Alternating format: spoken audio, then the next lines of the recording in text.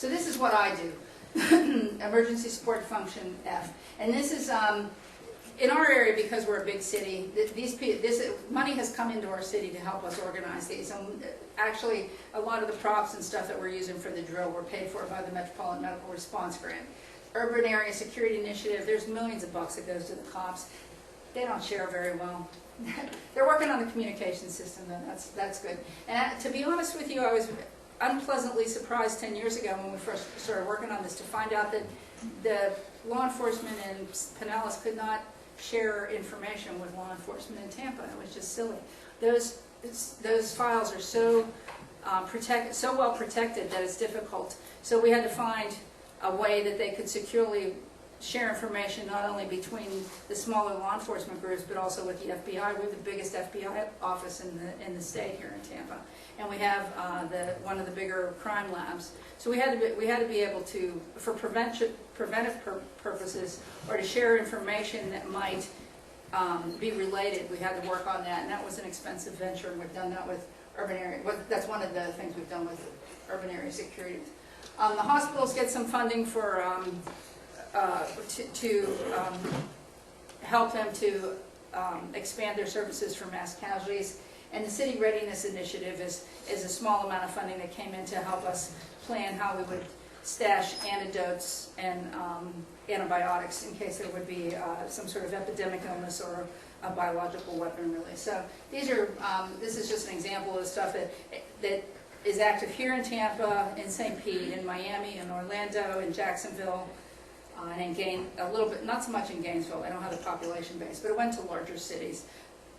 The reasoning is not that the smaller cities don't deserve it, but as they hit their disaster mode, when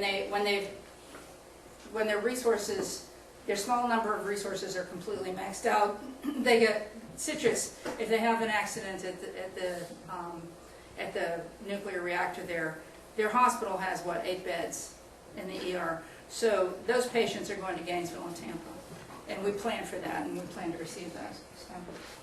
So this is ESF 8. Now you're part of ESF 8. This is kind of a summary of what sits in EMS 8. We have emergency management input. We have public health.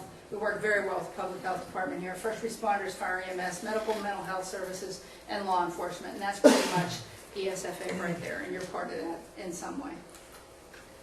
The medical response, the planning assumptions for everybody are that the initial response will be a local response, and you'll gear up and ask for help as you need it. And you have to really, the people that are in control have to understand what that threshold is for pushing that button to ask for help. You don't want to wait too late. You don't want to ask for help too early. You want to have it all in place. So what is that threshold? So that's kind of an important thing that we talk about when we're in the planning process. And what works in Citrus County is not, or Sumter County, where I don't think there's even a hospital in Sumter County.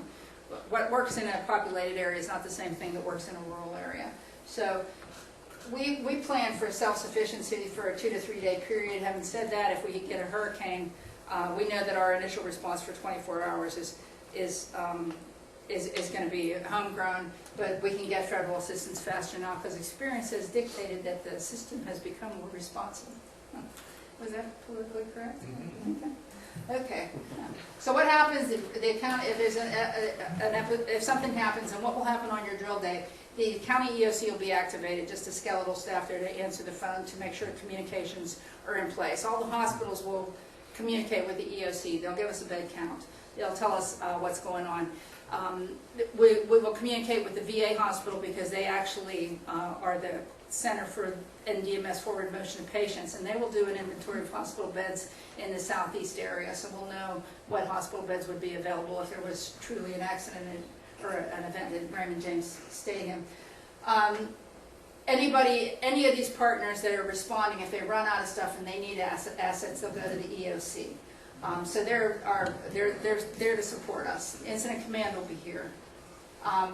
And if we need regional or federal assistance, those requests go through the EOC. And those communications are in place. You don't have to worry about calling your senator. We don't have to wake up, what's his name, the new governor? It used to be Jeb Bush. Who's our Charlie Crist now? It's the bald guy.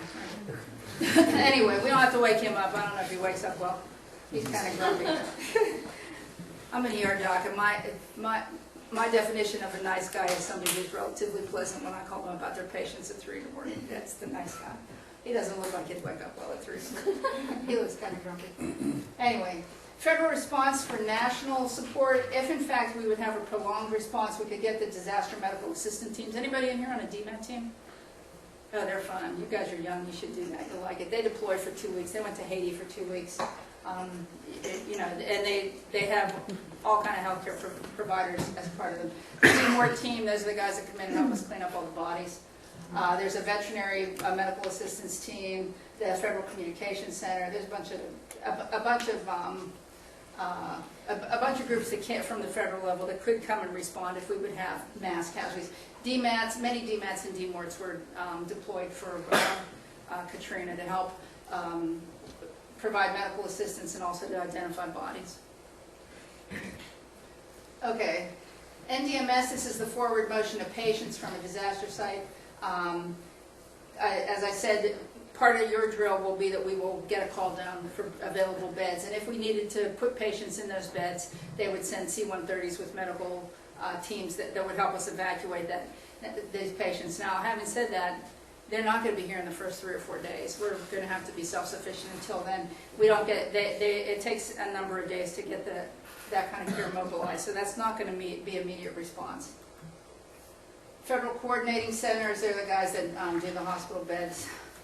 I think they're going to make these minutes or these notes available to you. I put more stuff in here in case you were interested. Then I really think that you're all going to start yawning here if I keep going into this. But basically, the hospitals are almost all enrolled, and as a matter of fact, there are some federal assistance that you can't get, and some federal grants that you can't get unless you agree to be part of this system.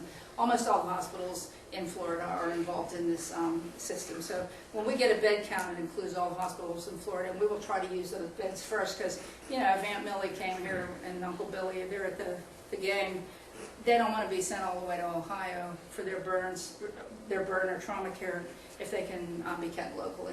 So that's what we would try to do, use Florida first. These are the kind of bed counts that we asked for. So this is the general bed count we get. Now, having said that, does that really tell you what's going on? If you work at any hospital, you know that this changes minute to minute depending on what I'm admitting through the ER and what you're sending home from the floors. But what this tells me is that if you have general peds beds, I know you have pediatricians.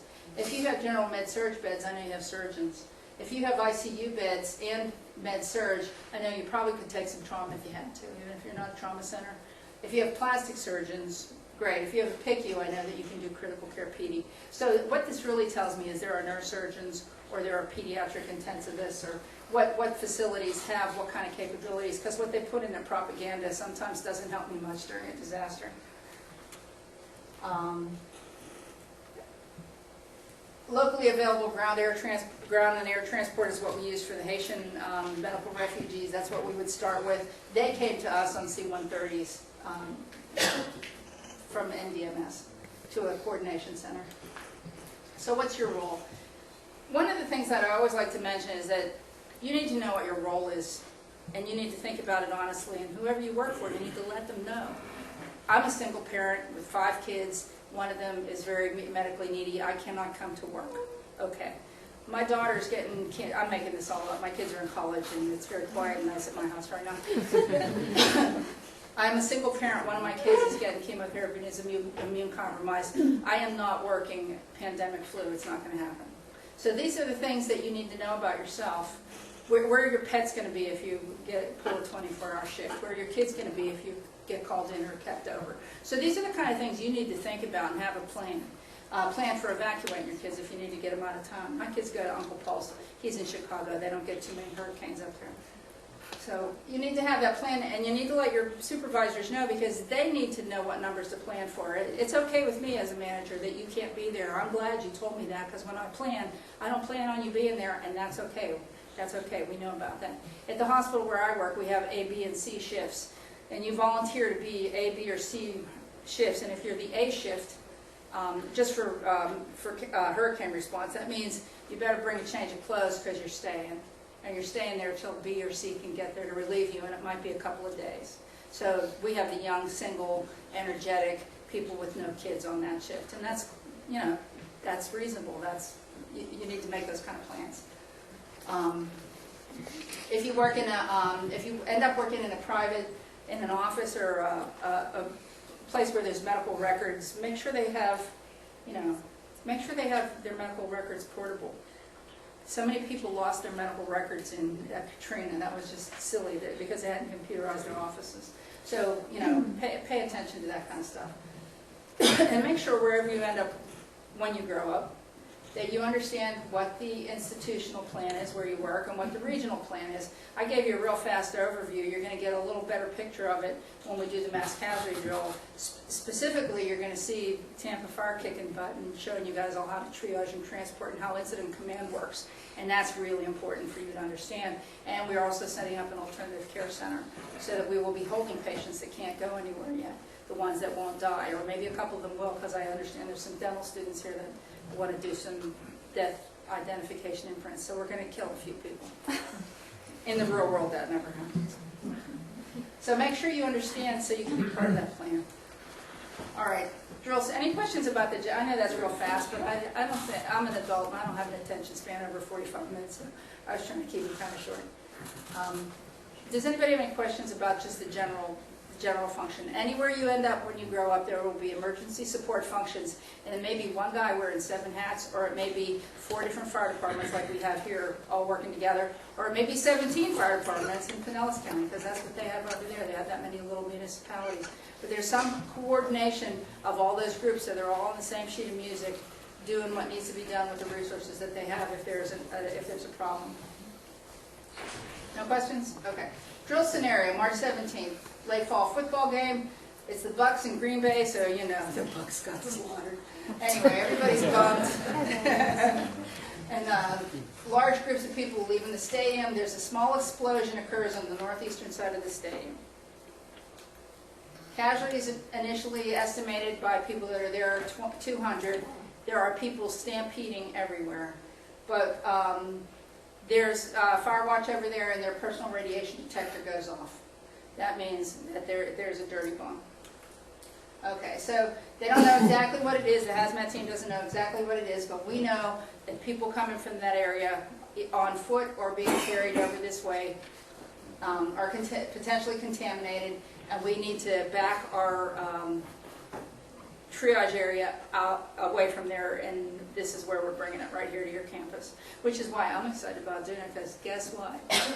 You guys will be trained, and guess what? We're going to use your campus. Did we tell them that? Yeah. Okay. We have casualties are being routed through triage, but we're setting up an alternative treatment facility here because there's an overwhelming number of people that need to be decontaminated, and they're bogging down the triage areas at the hospitals with green patients that just need to be contaminated. So we're going to pick up as much as we can here. Some people are going to try to jump in their cars and go. And then what you have at your hospital is a contaminated patient in a dirty car. What are you going to do with that? So we're going to try to not let them do that, but in reality, they're going to get in their cars and go. So we're going to set up triage treatment, an alternative care center, and we're going to do some specialty roles. The triage area, we're setting up triage and decon as realistically as we can. So the paramedic students that are out there and all the students that go through there are going to see what an incident command looks like, see how triage works, see how, one of the most important things is patient tracking. When you have a large, some sort of large catastrophic event, people are on the phone calling every hospital. They want to know, where's my loved one, where's my loved one, where's my husband, can I collect the life insurance yet? They really want to know what's going on. And there's 7 million phone calls, and nobody really knows what's going on if you don't have a system to do that. What you will see at the triage center is that we have a patient tracking system, and we're asking all the students that are victims to bring their licenses with them if they can, because we are putting them into a computerized tracking system that we've used for a number of years that works very well. So that what happens is if somebody does call, we can advertise the Red Cross number, and the Red Cross actually knows by name where everybody is if they were entered into the system. If they're, yes, your loved one's at Tampa General, yes, your loved one's at Memorial Hospital. If they're not on that list, we don't know where they are. They're either in the rubble or they're on their way home. And the green patients, we enter them in, but we probably will not have a chance to discharge them from the system. So anybody that's green that's not discharged or moved on to another place is